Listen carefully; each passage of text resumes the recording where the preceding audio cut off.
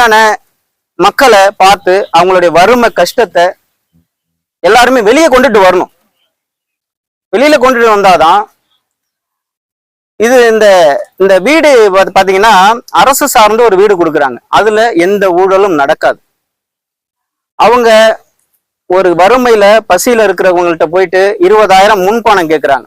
அதனாலேயே அந்த ஏழை குடும்பம் அந்த வீடை வாங்கறதுக்கு பயப்படுறாங்க.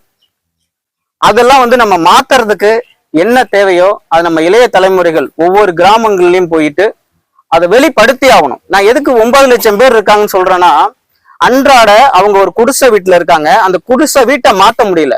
அவங்களுடைய பிள்ளைகளோட படிப்பு செலவு அவங்களால செயற்படுத்திக்க முடியல. அதுக்கப்புறம் அவங்க பசி வறுமை.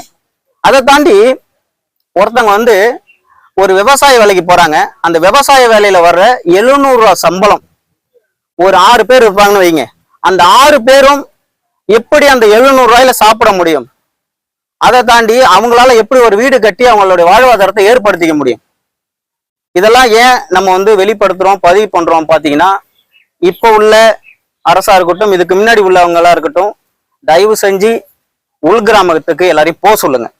போயிட்டு ஒவ்வொரு இடத்துலையும் களை எடுங்க.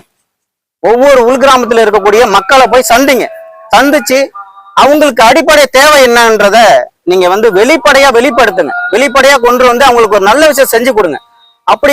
அப்படி இல்லைன்னா எங்களை போல சமூக ஆர்வலர்கள் ஒவ்வொரு இடத்துலயும் நாங்க உள்ளார போவோம்.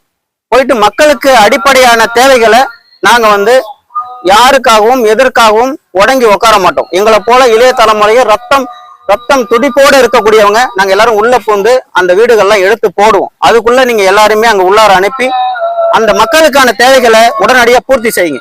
இல்லைன்னா எங்களை போல தலைமுறைகள் உள்ள கேள்வி கேட்கிற சூழ்நிலையை வச்சிடாதீங்க.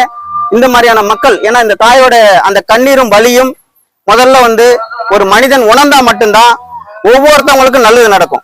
இந்த தாயோட வலியை உணராதவன் நம்ம எதுக்காக இந்த மனுஷனா வாழ்றோம்? இன்னைக்கு நம்ம காசு பணம் பேரு புகழ் எதுக்காக வாழ்றோம்? அதை எடுத்துக்கிட்டு நம்ம எங்க போயிட போறோம்? இறப்பும் பிறப்பும் மனுஷனுக்கு இயல்பு. ஆனா நம்ம எதையும் எடுத்து கொண்டு போய் நம்ம நம்ம புதைக்கிற இடத்துல கொண்டு போய் நம்ம வச்சுக்க போறது கிடையாது. இருக்கும்போது இல்லாதவங்களுக்கு உதவி செய்ய கத்துக்குங்க. அதுதான் நாங்க எடுத்து சொல்றோம். இருக்கும்போது இல்லாதவங்களுக்கு உதவி செய்ய கத்துக்குங்க. அதுதான் மனிதநேயமா நான் நேசிக்கிறேன். இப்ப நம்ம மனிதனா மதிக்கிற யாரு நம்ம கத்துக்கிறோமோ அன்னைக்குதான் வறுமை ஒழியும், மக்களுடைய ஒவ்வொரு கஷ்டம் ஒழியும். அதற்கு எல்லாம் தீர்வு என்னன்னா, நீங்க இளைய தலைமுறைகள் ஒவ்வொரு இடத்துக்கும் உள்கிராமத்துக்கு போயிட்டு உதவி பண்ணுங்க. கண்டிப்பா நல்லதே நடக்கும். அதே போல இது மாதிரி ஏழைகளுக்கு அனைவரும் உதவி செய்யணும்னு சொல்லிட்டு சமூக சீரியஸ் பாரதி மோகன் அறக்கட்டளை மூலமா எங்களுடைய கோரிக்கையை நாங்க வைக்கிறோம். நன்றி, வணக்கம்.